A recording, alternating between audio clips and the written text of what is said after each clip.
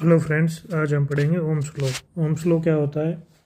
The current flow through a conductor is directly proportional to the potential difference across the two ends of the conductor.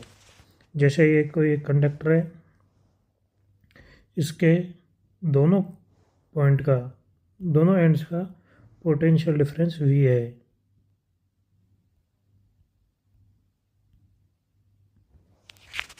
और इसमें current I है, तो V directly proportional to I। तो proportionality constant हटेगा तो हम लिखेंगे इसको V equal to R I. आर है इलेक्ट्रिकल रेजिस्टेंस, जिसकी यूनिट हम ओम या ओम लिखते हैं, या फिर ऐसे सिंबल में ओम ऐसे लिखा जाता है। V पोटेंशियल डिफरेंस है। अगर हम ओम के लॉ में पोटेंशियल डिफरेंस और करंट का ग्राफ बनाते हैं, V और I ग्राफ, तो हमें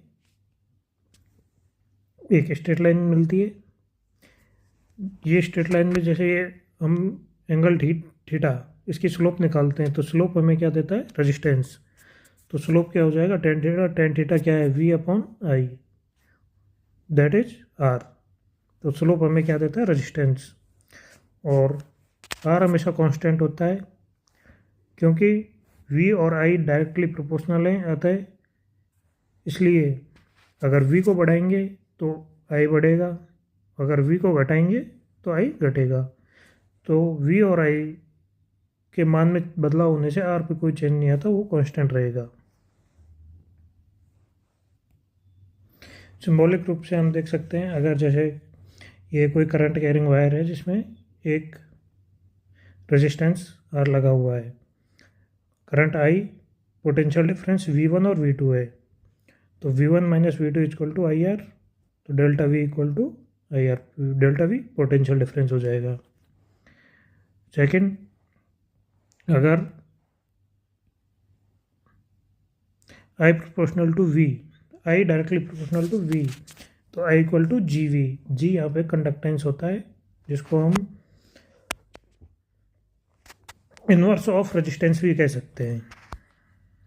कंडक्टेंस मेजर करता है कि कितनी इजीली किसी भी मटेरियल में करंट फ्लो हो रहा है, वो कंडक्टेंस दर्शाता है। इसलिए इसका मात्रक महो या फिर 1/ओम ऐसे लिख सकते हैं। रेजिस्टेंस होता है, जैसे कि हमने देखा है कि V proportional to I, then V equal to IR। तो यहाँ से हमें मिल जाएगा R equal to V upon I। Resistance की ऐसा यूनिट होती है ओम। R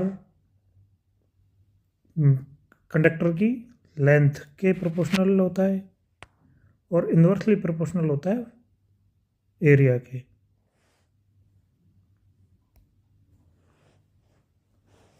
तो हम इसको लिख सकते हैं R इज,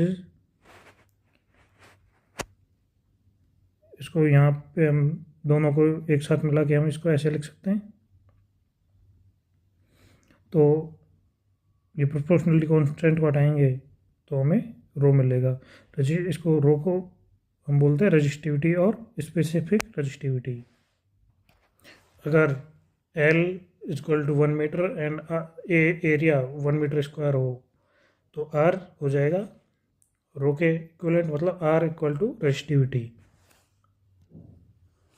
अगर जैसे क्वेश्चन है, अगर कोई पूछे कि अगर एग्जाम में पूछा जाए कि 1 ओम रेजिस्टेंस क्या होता है, तो 1 ओम रेजिस्टेंस होता है जब किसी कंडक्टर में 1 एम्पियर का करंट फ्लो और पोटेंशियल डिफरेंस भी 1 वोल्ट हो।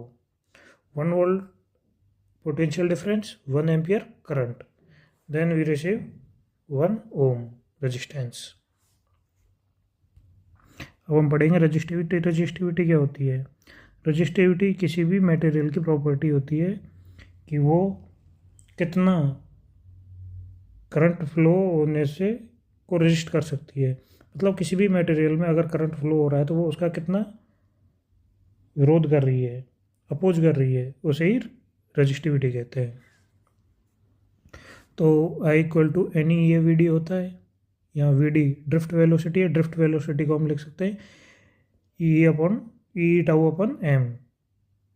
टाउ यहाँ पे दो सक्सेसिव कोलिजन के बीच में एवरेज रिलैक्सेशन टाइम है।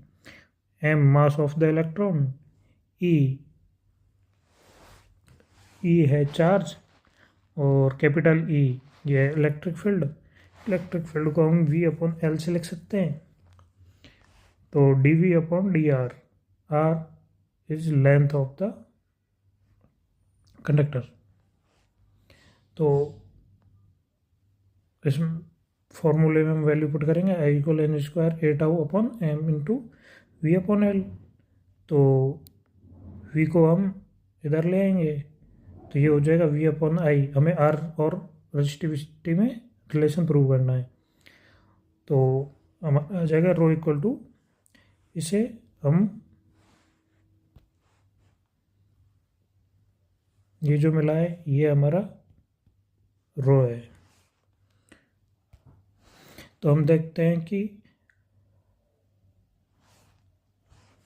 एम कांस्टेंट है रजिस्टिविटी में, एल लेंथ कांस्टेंट है अगर टेम्परेचर कांस्टेंट है, एन कांस्टेंट ऑफ रहेगा if temperature is constant, number of electrons, E charge on electron that is also constant, tau constant if temperature is constant. अगर temperature बढ़ेगा तो number of collision बढ़ जाएंगे तो रिलैक्सेशन टाइम घट जाएगा।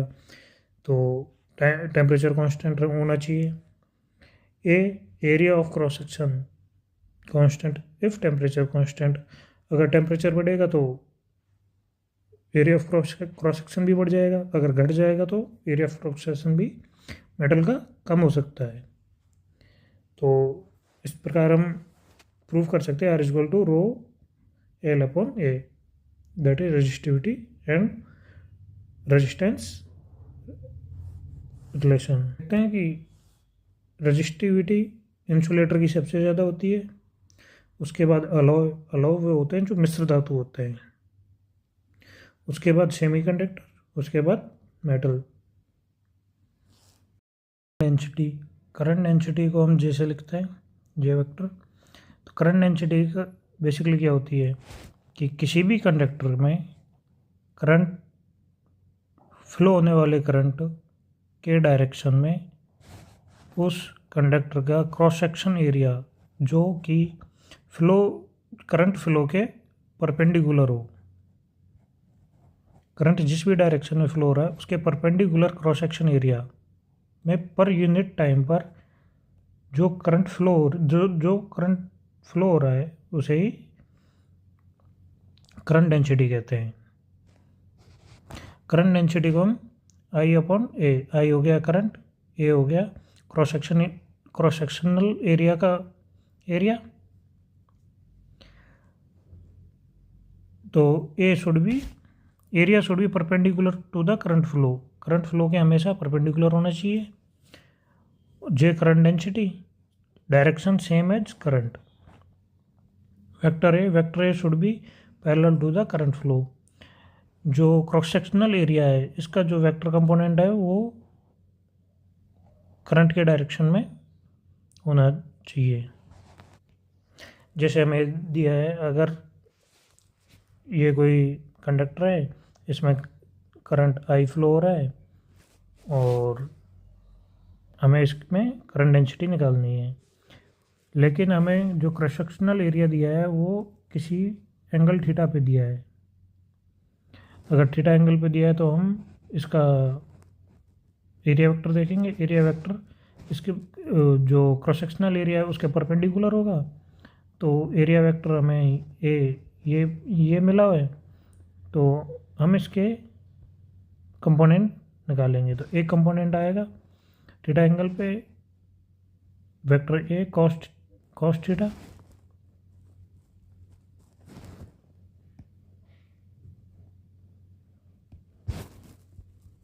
दूसरा आएगा वेक्टर ए साइन थीटा। हमें कौन सा कंपोनेंट चाहिए? वो कंपोनेंट जो करंट के डायरेक्शन में फ्लो हो रहा है। तो आई के डायरेक्शन में ए कॉस थीटा है, तो करंट डेंसिटी हम लिख सकते हैं I upon A cos theta. तो हमें करंट डेंसिटी ऐसे, अगर cross sectional area perpendicular to the current नहीं दिया तो हम उसके वेक्टर कंपोनेंट निकाल के करंट डेंसिटी निकाल सकते हैं। ओम्स लॉ का वेक्टर फॉर्म, जैसा कि हम जानते हैं कि पोटेंशियल डिफरेंस और करंट से हम इसका स्केलर फॉर्म निकाल सकते हैं, delta V equal to R I. तो delta V electric field equal to J upon rho, ये इसका वेक्टर फॉर्म है। तो इसको देखते हैं कि जे ई रो को हम 1 अपॉन रो लिखेंगे। रो क्या होती है? रेजिस्टिविटी। तो 1 अपॉन रो क्या होती है? कंडक्टिविटी। तो हम इसको लिख सकते हैं जे इक्वल टू सिग्मा ई। दोनों ही फॉर्म यूज कर सकते हैं।